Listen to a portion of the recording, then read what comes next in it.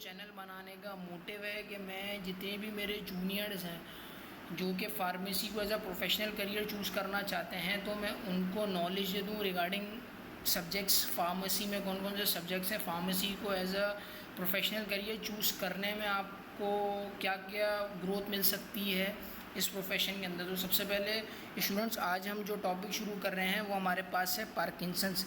सबसे पहले हमें समझना है कि पार्किंसंस डिजीज़ होती क्या है, क्यों होती है। जब भी आप कोई डिजीज़ पढ़ेंगे सबसे पहले तो उसकी आपको पीछे रीज़न पता होनी चाहिए। रीज़न से मुराद ये कि उसकी पैथोफिजियोलॉजी आपको उस डिज़ीज़ की पता हो। तो आए शुरू करते हैं। सबसे पहले हमने पढ़ना है पार्किंसंस। पार्किंसंस हमारे पास बच्चों क्या है, हमारे पास एक न्यूरोजेनरेटिव डिसऑर्डर है। मतलब ये कि इसके अंदर जो न्यूरॉन्स हैं ना वो डीजनरेट हो जाते हैं। तो इसकी कोई रीज़न नहीं है। ज़्यादातर जो पार्किंसंस पाया जाता है उसकी जो रीज़न हमें मिलती है वो एज की वजह से मिल जाती है।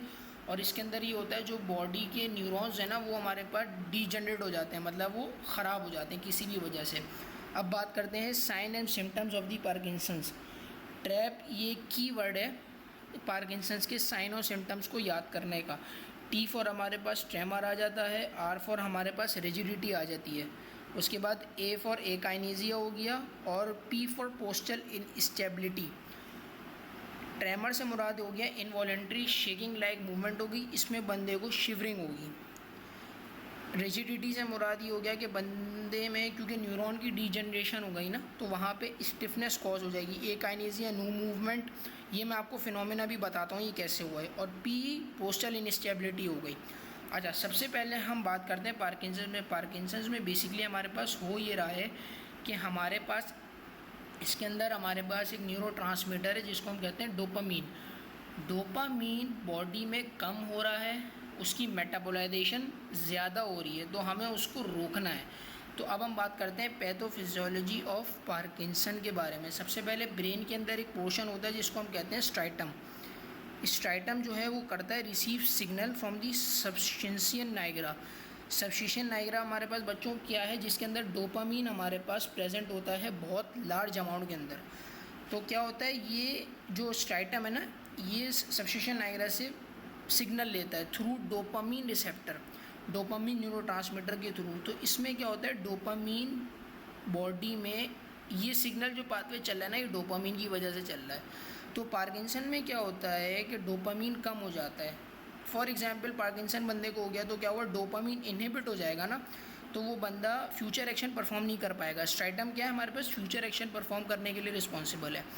और मोटर एक्टिविटी भी स्ट्राइटम कराता है। तो मोटर एक्टिविटी जो है हमारे पास और फ्यूचर एक्शन डोपामीन के न्यूरोट्रांसमीटर की कम होने की वजह से वो फ्यूचर एबिलिटी नहीं कर पाएगा और मोटर एक्टिविटी नहीं कर पाएगा। मैंने आपको बताया था एकाइनेजिया नो मूवमेंट, ये किस वजह से हो रही है बच्चों, डोपामीन हमारे पास नहीं प्रोड्यूस हो रहा। ठीक है, ये आपने याद रखना है, डोपामीन प्रोडक्शन, या इसको आप कह सकते हैं लेस प्रोडक्शन। सही है। अब जब ये हो गया तो क्या हुआ, हमारे पास गाबा का जो इनहिबिटरी एक्शन है वो पीक पर चला गया। तो फिर क्या हुआ, एकाइनेजिया हो गया जैसे मैंने आपको बता दिया, और उसकी वजह से एसिटाइल कोलिन भी बढ़ गया, तो कोलिनर्जिक इफेक्ट्स बॉडी में प्रोड्यूस हो जाएंगे।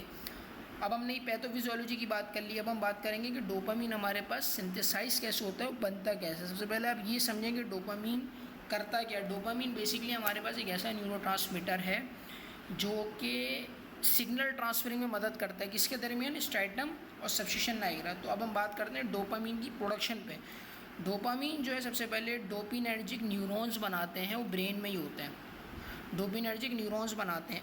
अब जो है हमारे पास डोपामीन सिंथेसाइज होता है थायरोसिन के एक्शन से। सबसे पहले क्या हुआ, थायरोसिन कन्वर्ट हो गया लीवोडोपा में। लीवोडोपा क्या है बेटा, प्रीकर्सर ऑफ डोपामीन। ये आप याद रखिएगा, जब भी आपको लीवोडोपा बताया जाए पार्किंसन में किसी भी चीज़ के अंदर तो आपने याद रखना है ये डोपामीन का प्रीकर्सर है। तो थायरोसिन जो है वो लीवोडोपा में कन्वर्ट हुआ by the help of enzyme called TH. फिर लीवोडोपा फर्दर कन्वर्ट हो जाता है डोपामीन के अंदर। लीवोडोपा कन्वर्ट हुआ डोपामीन में बाय एंजाइम कॉल्ड एएडीसी। उसके बाद क्या हुआ, डोपामीन ये सारा काम प्री साइनेप्टिक में होता है। तो डोपामीन हमारे पास स्टोर हो गया वेजिकल्स में। वेजिकल में स्टोर होने के बाद बच्चों ये जो हमारे पास चीज़ चली गई ये गया प्री साइनेप्टिक में। मैंने जैसे आपको बताया प्री जाके डोपामीन रिलीज़ हो जाता है पोस्ट साइनेप्टिक के अंदर। फिर वहाँ पे जाके ये अपना एक्शन परफॉर्म करता है। तो समरी ये हो गई कि पार्किंसंस में हमारे पास जो है वो डोपामिन की प्रोडक्शन लेस हो रही है या हो ही नहीं रही है।